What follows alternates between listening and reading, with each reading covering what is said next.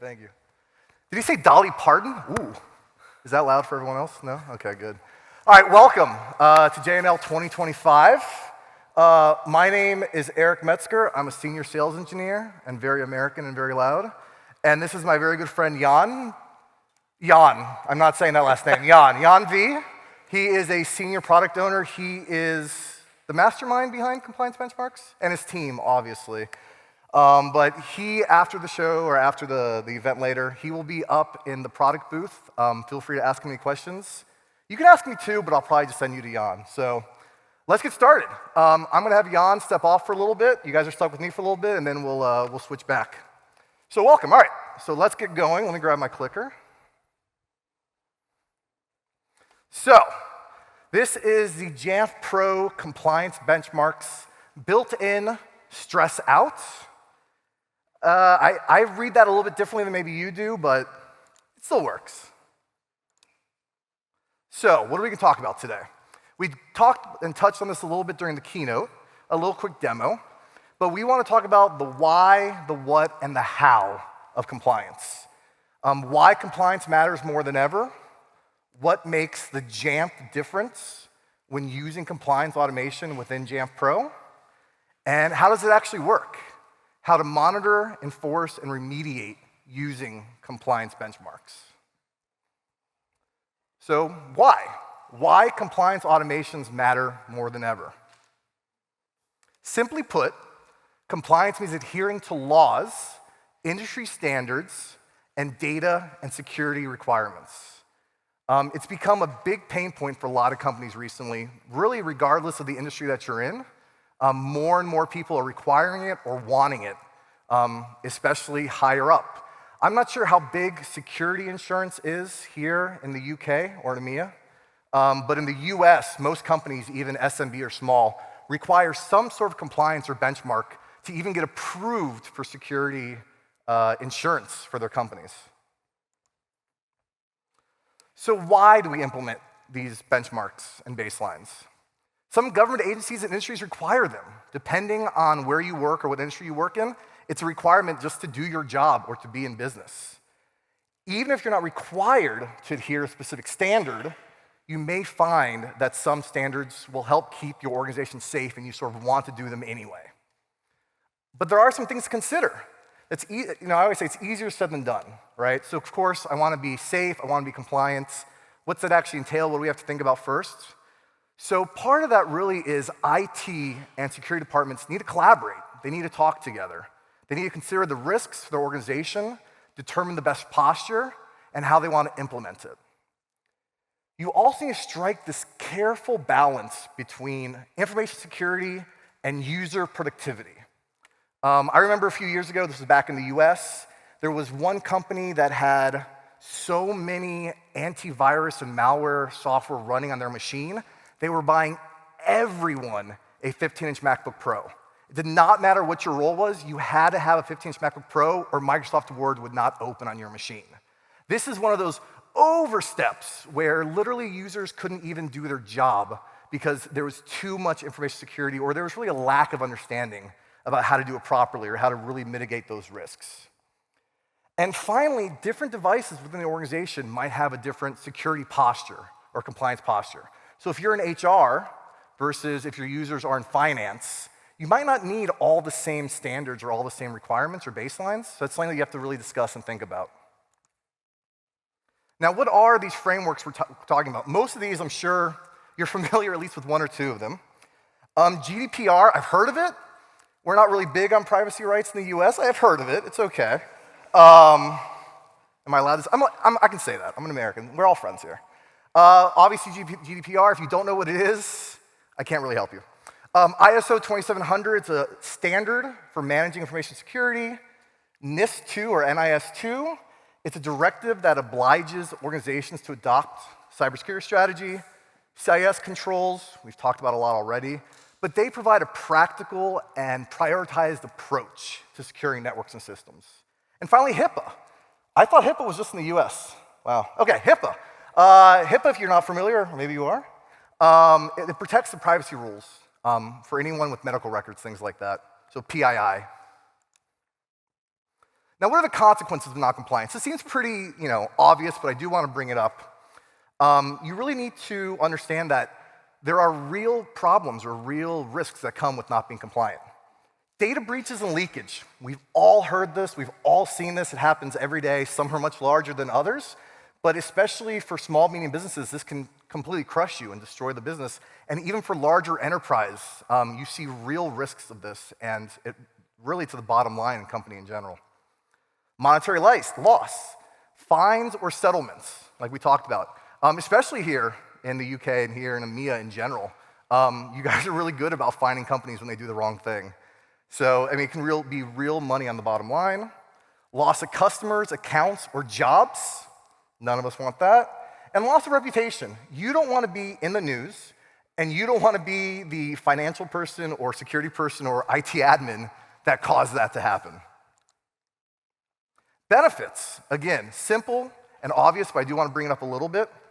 Besides all the monetary fines and sanctions and everything else, you want to protect your company's reputation. Your reputation sort of means everything as a larger organization or larger company.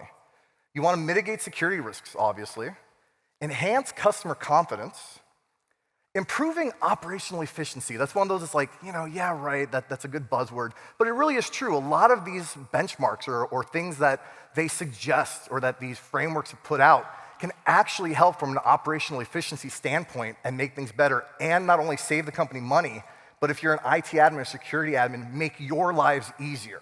So you can be a little bit selfish with the reasons to do it. And finally, you want to stay ahead of the competition.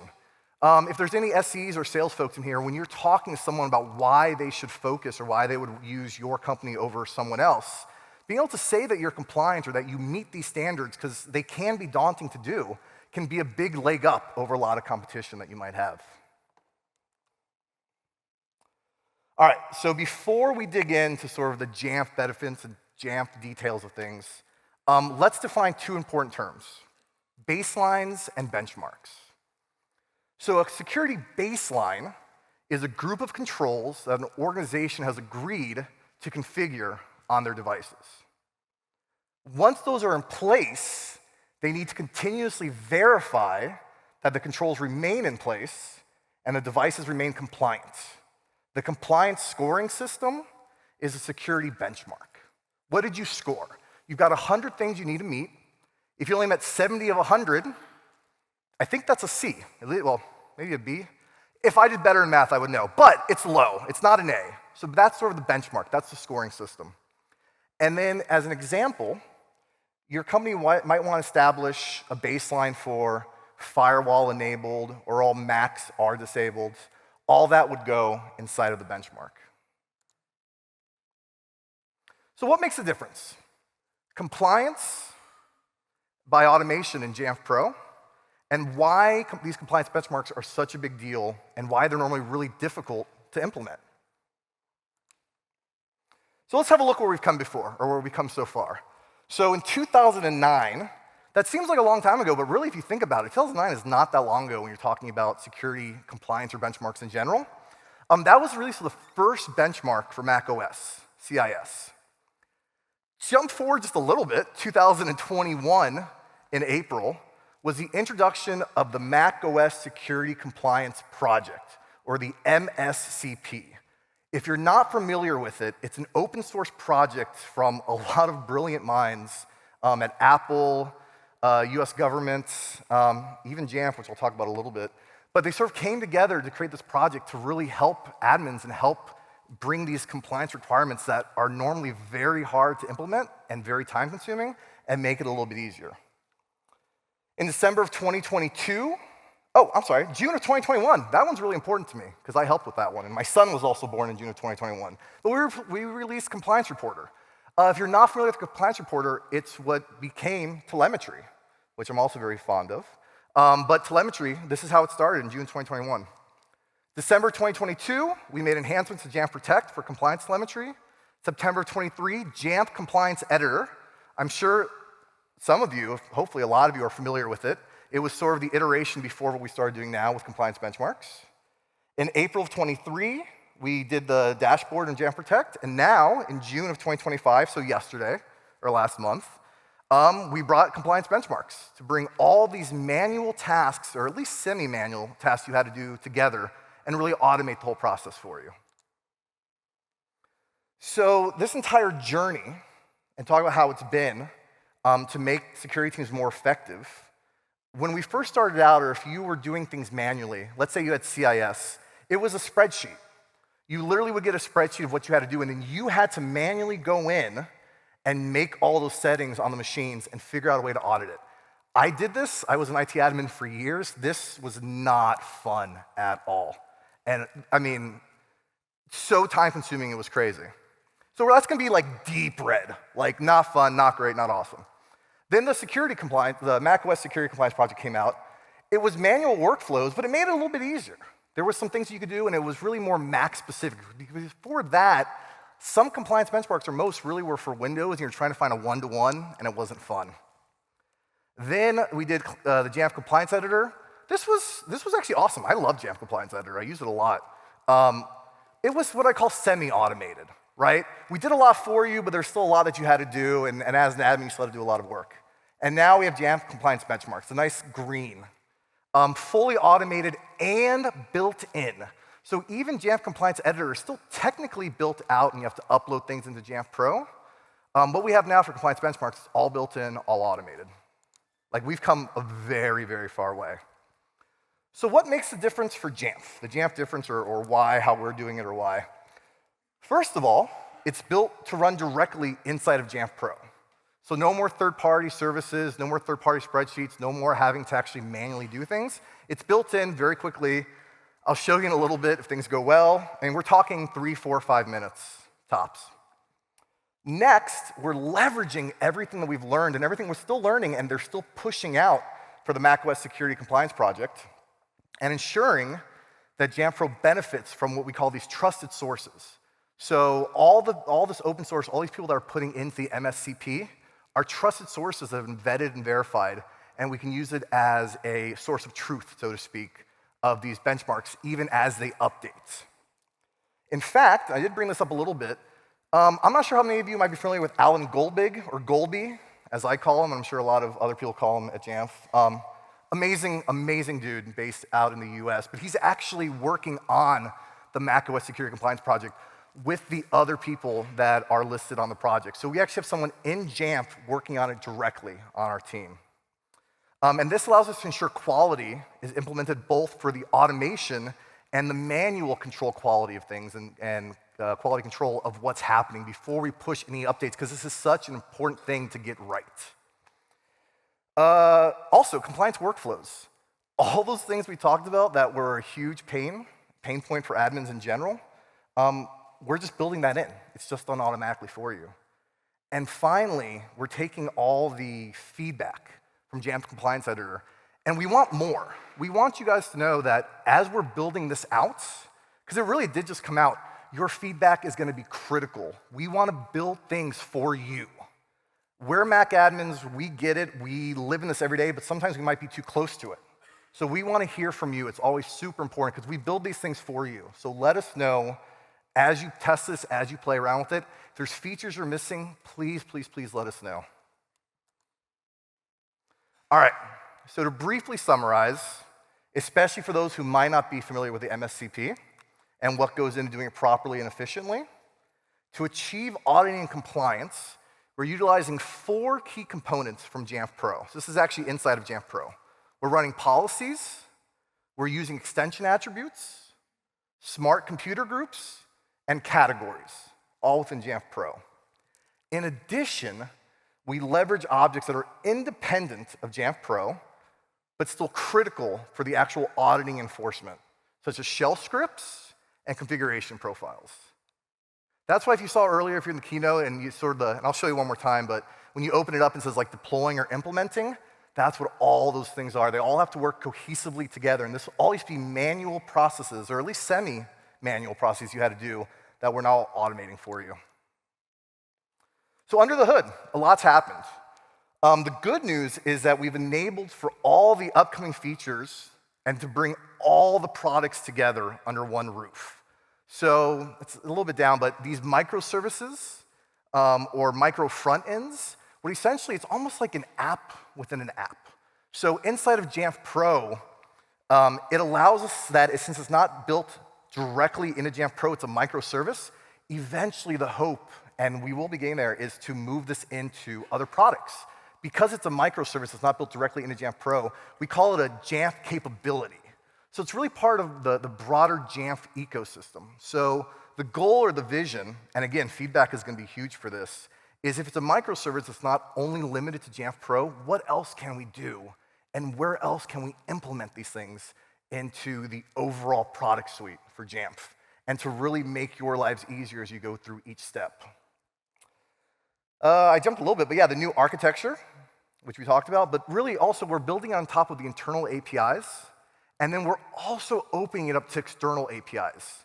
And a lot of that, again, I keep saying feedback, but feedback is going to be so important, where whatever the external APIs that you're looking for, that you need to talk to these services, we want to know. So that we've enabled the ability to do it, but we're going to build it out based on feedback of what people want and what people need. All right, so let's talk about some limitations and prerequisites. So to make this all work, we do have to have some prerequisites to be in place. Currently, we only support JamfPro Cloud instances. However, we're already thinking about deploying to other products and other deployments. And in order to authenticate yourself, we talked about this during the keynote as well, we do need to work on modern architecture. So you'll need to have SSO set up. You can either do this using your existing IDP, or if you don't have one, you can use your Jamf ID to set it up. This enables you to switch to OAuth to SSO or single sign-on, which will enable for all the products across the Jamf product line. And then that's it. You can use compliance benchmarks and blueprints. And the best part is because it's a microservice, there can actually be updates outside of the JamfPro big releases. So we can actually do updates of the compliance benchmarks outside of a big JamfPro release, which in the end will make things a lot easier for everyone. Some requirements. JamfPro 11.16, Jamf ID or SSO with a managed Jamf account like we discussed, and it has to at least be macOS Ventura 13. So macOS 13, 14, or 15. If you're running a little bit lower than that, we need to have other conversations. Please come to our booth. But 13, 14, or 15 are the only requirements. Not available. So right now, you can't do this in the following environments are not supported. So Jamf Premium Cloud Plus. I left this because there might be some orgs here that work in the US as well, but it doesn't work hosted in StateRAMP or AWS GovCloud. If you're not familiar with that, don't worry. JamfPro and StateRAMP for education, and JamfPro on-prem. So it does need to be a cloud instance. All right, so now, before we get into how it actually works, let's actually create a benchmark.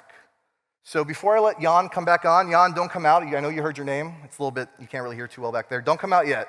But before I let him come out, who's the senior product owner of really everything we've been talking about, let's break down each step and let's do it live. I'd like to show you just how quickly it can be done, for good or for bad. Let's see if this is a good idea or not. So let's take a look. All right, so this is my admin machine, or my user machine. So let's set the stage. So I'm an IT admin, and I've always given my users some freedom. I've given them the admin accounts of their machine. I've trusted them. I haven't been too worried about it. But as we've discussed, we've recently become a little bit more worried about compliance, and my bosses have really been more worried about it as well. So it's something that we need to start working on. So go ahead and open this up. Make this a little bit bigger.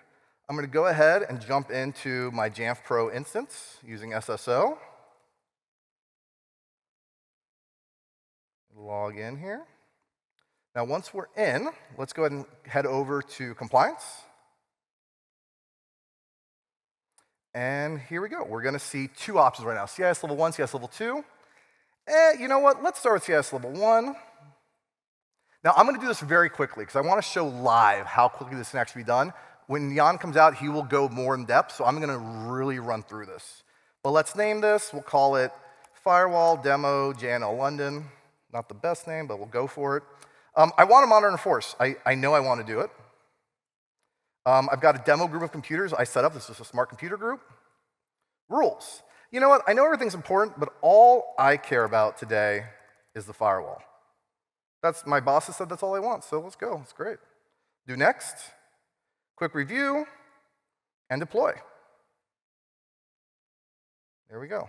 Now, importantly, let's make sure the firewall is actually turned off. All right, good. My users are an admin. They decide the firewall wasn't great, so let's turn it off. Not the best, but this is why we're doing this now. All right. So while we're waiting, what you can actually see is once I've created this new compliance benchmark, if I open it up, you'll see it actually says in progress. Oh, unless. No, hold on. Hold on. Huh? Oh, okay, wow, okay. I had like a minute or two buffer. I was gonna make a Margaret Thatcher joke. I was gonna talk about like demo gods. I guess I don't need to do that. That was very impressive. So literally, I was gonna say within like 1 or 2 minutes, like within a minute, the firewall is now done. Because it's done via profile, even as an admin, this cannot be turned off no matter what I do.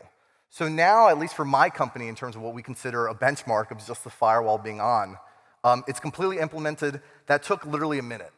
So imagine doing this for 96 different rules for CIS level 1, and you can imagine how much time this is going to save you over the long run. Well, so now, actually, let's talk to Jan. I said, Jan, don't come out, but yeah, let's bring out Jan and see in more detail what we just did and how to do it step by step. All right. Thank you. Here you go, my friends. Thank you. Well done. Thank you. Thank you, Eric, for the live demo. It was really great. Hello again. My name's Jan Vozenilek. I'm a product owner here at Jamf. And as Eric said, I'd like to show you more about all the capabilities of the compliance benchmarks in JamfPro. I took a stopwatch. It literally took Eric 50 seconds from logging into JamfPro to deploying the compliance benchmark. So that's quite impressive. Out of curiosity, who of you had the chance to go through this create benchmark wizard? Anybody in here? Okay, few of you, nice. I hope it will be everybody by this evening. Okay, let's say tomorrow evening. So, what do you need to do? I'll do a bit of talking. Eric did some. So, navigate to compliance. You need to meet the prerequisites that we went through before. And once you do, you click the compliance menu icon in JamfPro. That brings you the list of available benchmarks. Right now, it's CIS level 1 and 2, but the stage is set to get more MSCP baselines, including NIST by JNL, and eventually all of them later on. So here we choose, let's say, CIS level 1 to start with. And the next screen is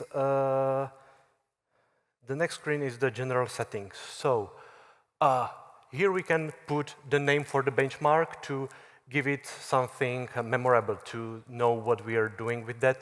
Please note that the name you cannot edit later on, unlike the other stuff. Actually, the description is not editable today. Give it a week, it will be there.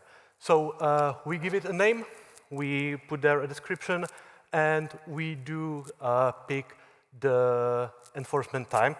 And we do recommend you pick monitor only first before you actually enforce stuff to your fleet, just to see how it goes and to give it some time, probably deploy to a test group before you deploy to something bigger, which is actually the next step. You pick a computer smart group. These are all the computer smart groups from your JamfPro instance you can pick from. So pick one and continue to the third step of the wizard, which is the most powerful screen for tailoring out your benchmark. So this is the list of all 96 CIS level 1 rules for macOS 13, 14, and 16. You don't need to worry about the OS version. It all works seamlessly behind the scenes. So you can spend as much time in here to figure out what you need, what you don't need. So in this demo, let's say we do want to keep airdrop enabled because it's a nice feature. And we can also filter out for all the rules that allow you to set the organizational defined value, or ODV, which is another way how you customize the benchmark. So yeah, account lockout time. Let's be more strict than the baseline tells us to be. Once everything is set, you can see the review screen before you actually deploy. So these are all the JamfPro objects that are going to be created for you. You can browse through them. You can see, yes, you can see the script. You can review the content. If it's monitor only, it just checks for the settings. If it's enforcement, it also changes the settings. There's the configuration profile that enforces the other settings, the list of smart groups that are going to be created for you. Then you hit deploy, and everything starts to be created in your JamfPro instance. So I was a bit slower than Eric because he was super fast while still talking. But you can actually repeat this simple wizard as many times as you want to create several benchmarks to fit your needs. Maybe some of them in monitor only to get an overview of everything, then few more in enforcement mode so that you can tailor out a benchmark for your finance developers and maybe C-level. Each benchmark you create will appear with its own card, and if you go inside the card, the settings will be available to you. So you not only see the specific objects that are created, but you can also just click and go to JamfPro and review the script again, or maybe adjust the remediation policy to run twice a day, not just once a day, all up to you. Now, if you want to edit any of the settings you've entered through the Create wizard, this is the place where you do it. So you can edit almost everything, as I said. So maybe I want to switch the enforcement mode. Maybe I want to change the scope it to another smart group. Maybe not really, so I discard the changes. But I really need to disable the airdrop because somebody told me to. And this is how I do it. I click deploy, and all the JamfPro objects get updated to reflect the new settings. So my benchmark is fully set up. It's enforced. It's being monitored. So how do I see what my fleet does against the benchmark? Right now, the rule reporting tab is pretty simple. So you can see the list of rules you selected into the benchmark. Each one will present with the number of computers that fail or pass the rule, or it's not known yet because the policy, the script is yet to run. I know that you need a list of specific devices with their compliance status. Who does not? Nobody. So we are working on that, believe me. We got a lot of feedback on this. Another feedback we got is what actually happens when I deleted the benchmark. Well, we do use standard JamfPro objects to manage the benchmark, so you don't need to worry about them too much. If I decide to delete the benchmark, this is how I do it, all the JamfPro objects are automatically unscoped from the smart group we provided, and then deleted to keep your JamfPro instance clean. Just please note that any changes that were done by the script that got running, those are not reverted back. It just kept on the devices. OK, this is what you can do today, or actually starting with JamfPro 11.16 in the compliance capability section within JamfPro. Within JamfPro, so this was actually the micro frontend talking with the microservices that's being deployed separately from the standard JamfPro release cadence. But there are certain changes in JamfPro itself. So let's see what new you can find in JamfPro. First of all, SSO. This is the button that needs to be enabled. If it's not enabled and you try to navigate to compliance, you will get this page that tries to guide you through the process of enabling SSO in your Jamf account, in your JamfPro, so that you can use compliance or blueprints. If you set up the SSO properly but still log with a non-SSO user, there's another screen that tells you, yeah, almost there, but please use SSO user so that you can use the platform services, because that's the SSO we use to authenticate the microservices against JamfPro and so on. Another thing, you might have multiple admins in your organization and you don't really want everybody to be able to create compliance benchmarks because it's a powerful tool. So permissions for compliance benchmarks, create, read, update, delete, standard ones, whatever you set up here, it gets reflected in the UI. So if it's the admin read-only, they will see the benchmark, but they cannot make changes and so on. Or they can only delete, or they can only create, and so on. Oh yeah, these are the category that gets created, the same name as your benchmark, just to group all the objects.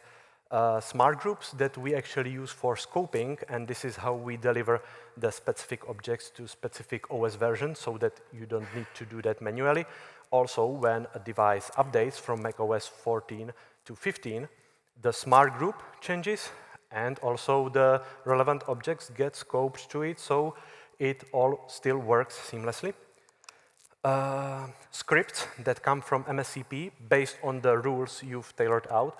We build the script, we build the configuration profiles, so there's a script for each OS version, because that differs, and that's delivered via the policies, either monitor only or also the remediation.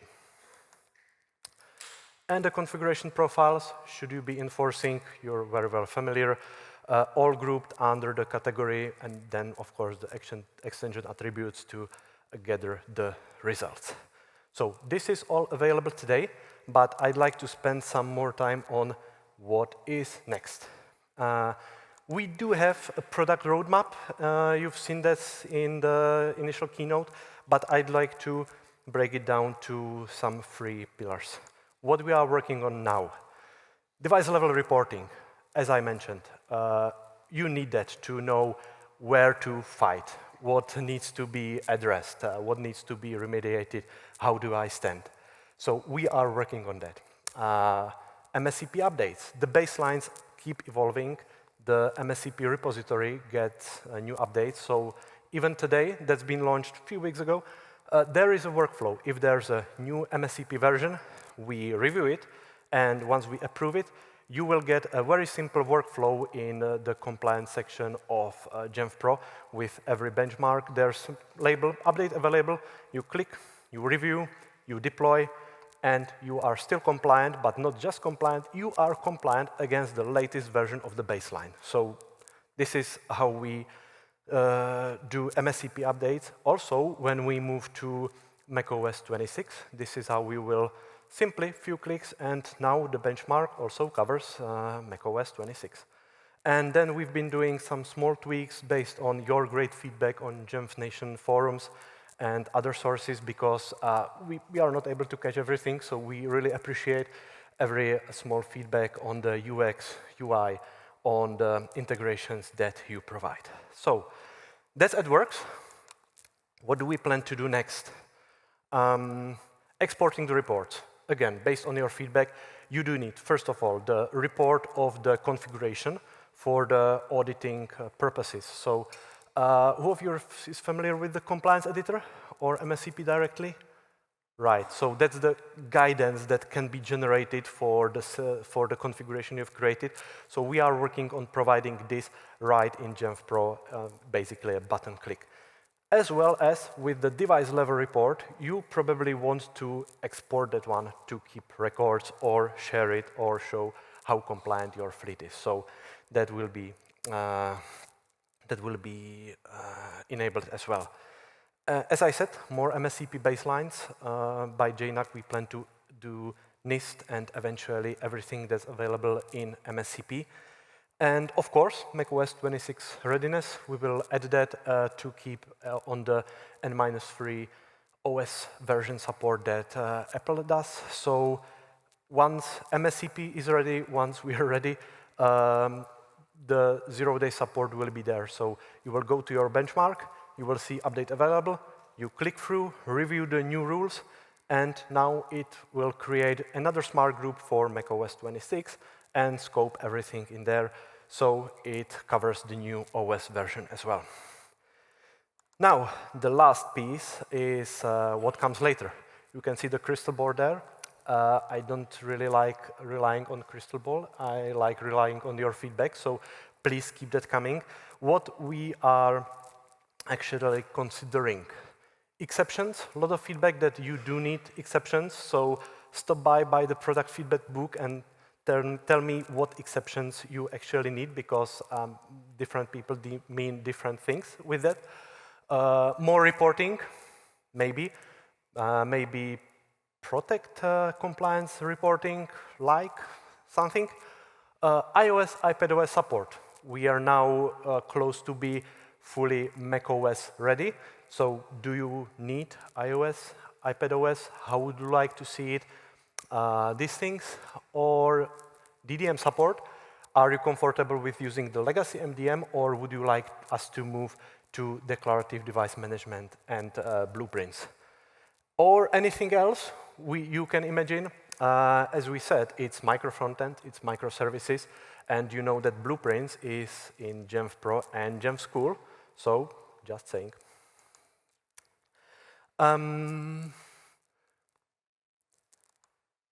Yes, Jamf Compliance Editor, just a quick reminder, it does not go away. So for any workflow, any use case that's not currently supported by the new capability in JamfPro, Jamf Compliance Editor is still in place. So it's a very simple yet powerful UI over the MSCP project.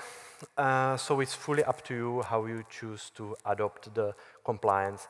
If it's the built-in capability, if it's compliance editor, it stays in there. And that's mostly it. So let's summarize what we talked about today. First, you need to make sure that you can create a report to check the current compliance status of your device fleet. Then, once you know where your security gaps are, use the tools shown today to deploy all settings that are needed to enforce compliance. From then on, the rule of thumb is constantly monitor your fleet to see if compliance keeps in place. If needed, make sure you have automated remediation processes implemented. That means whether you deployed your benchmark in monitor only or enforcement mode. If it's enforcement, JamfPro will take care of continuous assessment and remediations as you need. All you need to do is review. So once a quarter, once a month, as your organization requires, review the settings, review the compliance status to see how it goes. And yeah, that's basically it. It took us a few minutes of setting up. It should be extremely easy to use it and do this process that's shown in the summary. And definitely, it keeps evolving. So please stop by at the booth, at the bar, I mean the evening party, and tell us what you actually need, how would you like it to see, to make sure that the compliance benchmarks really take the stress out. So thank you very much. Thanks, Eric.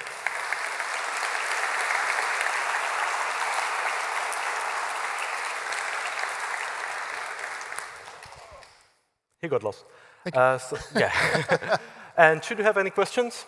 We have time for a couple, actually, yeah. We do have time, perfect. Yeah, we do. There's going to be a break straight after, up until 2:30. Shameless plug for the bingo. Lots of great prizes on offer. 3 swag bags with the community t-shirts and bags. Really great stuff in there. A training course and a Jamf health check. So well worth entering. I understand there's quite a cool, or quite an opening for selfies in front of the selfie wall. So by all means do that. That'll get you 2 in 1 if you post that as well. So there we go. We have some hands up. We have a roving mic there. Tom, you good? You have a mic, Tom? Oh, thank you. Do you have a time frame for implementing CE+? 1 second, sir. Testing. There you are. Thank you. Do you have a time frame for implementing CE+ benchmarks, the UK's version? Not yet, definitely not before JNAC, but that one just helped me to remember. Is that in MSCP today, or is not? Okay. So that definitely comes after including the MSCP baselines. But let me know, and we can actually, as Eric mentioned, we have Alan in the MSCP contributors. So if we can work together to add it into MSCP, actually, that would speed up the process of getting it into JamfPro. So if that would be possible, it would be great. It's an open source, so we are actually welcome to contribute. We had the chance to go to the MSCP conference back in March in NIST. So the three main contributors, Alan from Jamf, Bob from NIST, and Dan from NASA were there. So they were literally pushing on us, guys, we need you to contribute to the open source project more. So this would be the contribution. Well, good, thank you. Tom, you have someone there? Oh, hello. Oh, that's quite sensitive. I've got 2 questions, if that's okay. So the first question is, when there are MSCP updates, how do the admins get notified about this rather than a monthly check and it just pops up by surprise? And then the second question is, say, for example, you need to troubleshoot a machine, for example, and then you need to adjust a config profile or a policy within that benchmark. Is it possible to then add an exception or an exclusion in the config profile or the policy or the smart group? Okay, so for the first one, right now the only notification for MSCP updates is when you actually go into the compliance section and look at the list of your created benchmarks. If there's an update available, there is a label update available. We are working on making this more visible, and feel free to stop by and let me know how you would like to make this more visible. Is it notifications in JamfPro? Is it an email? Is it anything else that should pop up? How would you like it to see? And the other question around exceptions, no, we do not do exceptions yet.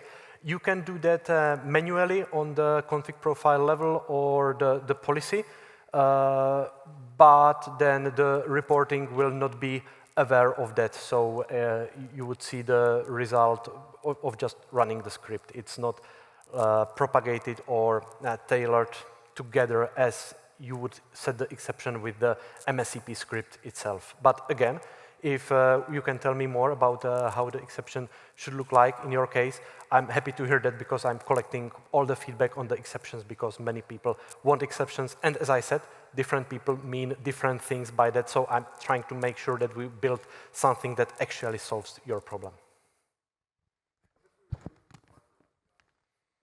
What if we remove the smart group? So it gets scoped to smart group. What if we remove that computer from the smart group? Well, then if you remove this computer from the smart group entirely, then all the things get unscoped. But then you don't get the monitoring at all because it's all managed by JamfPro. It's right. Okay. Thank you, guys. One more question.